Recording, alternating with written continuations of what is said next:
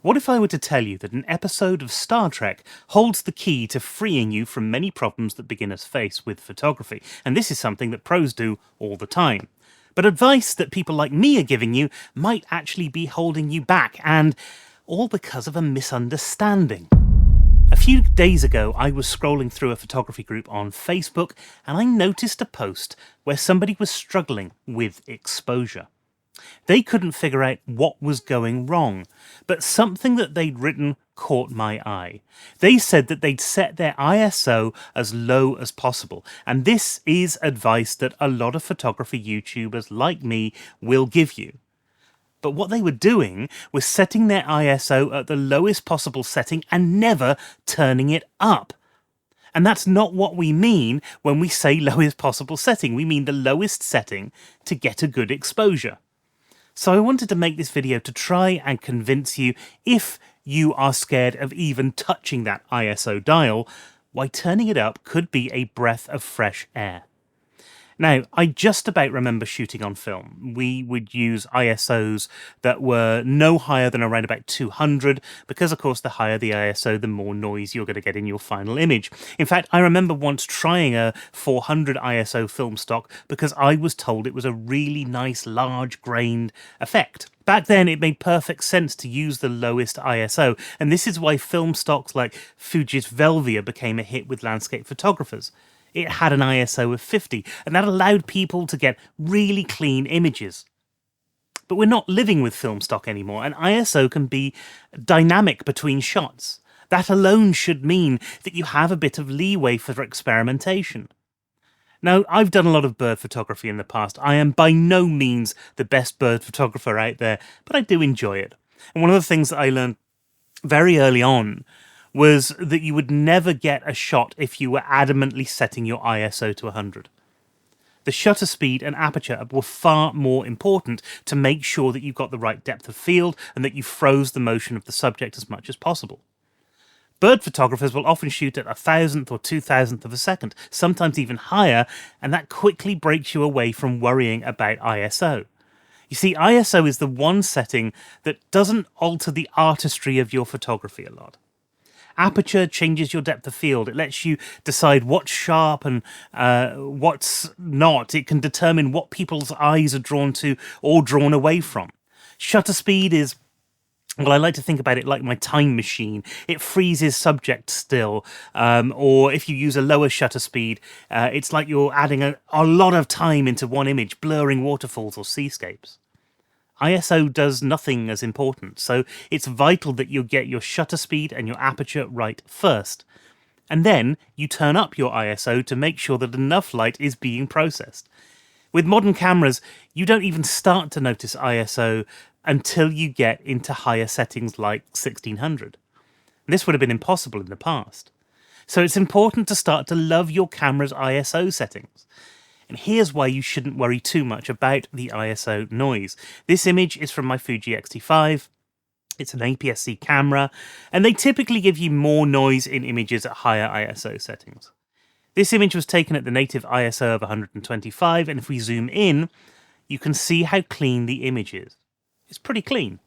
So let's take that image now and see what would happen if we increase the ISO to 320. Now to 500. Now to 1000.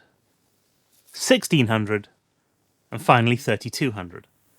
Sure, you're seeing the noise increase in that image, but it doesn't mean that you're getting an unsuitable image. And with tools like Lightroom's new denoise or Topaz or DxO, you also have ways of removing much of this noise as well, so there's less of a reason even to worry about it now. Most importantly, you have to remember this.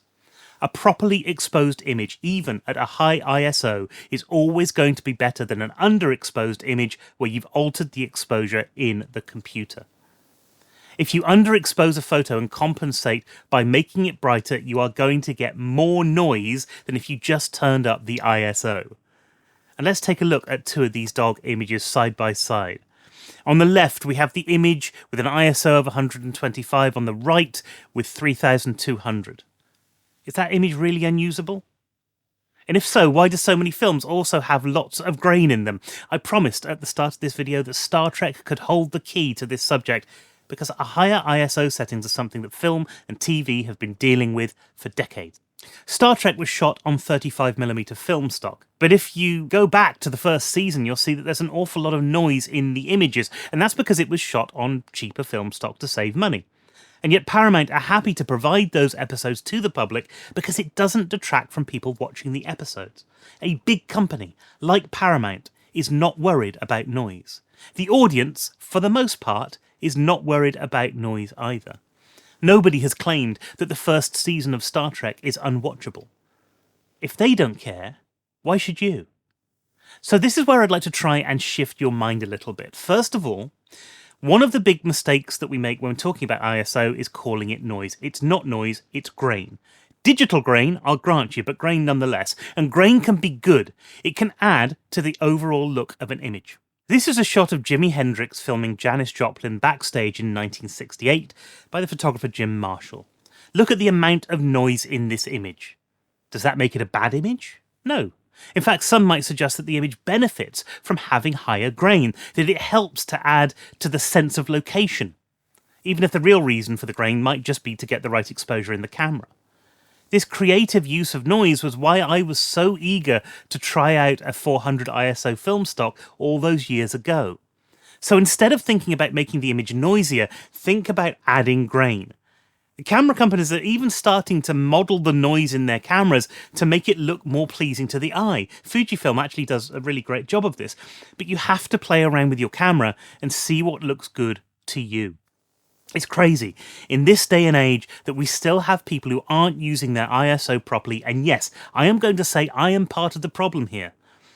If we still have people who don't understand the benefits that ISO can bring to their images, well, it's because we haven't been good enough at telling people about it. You don't need to be scared of ISO. In fact, it's your friend. ISO is going to help you get better images and better final results. Sure, you can keep it as low as possible, but only if that means that the rest of your image is properly exposed. If you don't want to have to worry about ISO settings, fine. Put your camera into auto, let the camera do all of the work for you. And again, I cannot stress this enough. The AI tools available to you right now to solve excess grain in your photos are incredible. I mean that you never have to worry about very high ISO settings because you can still retain the overall image quality. Don't be afraid of high ISO. Use it as much as you can to get the images that you want.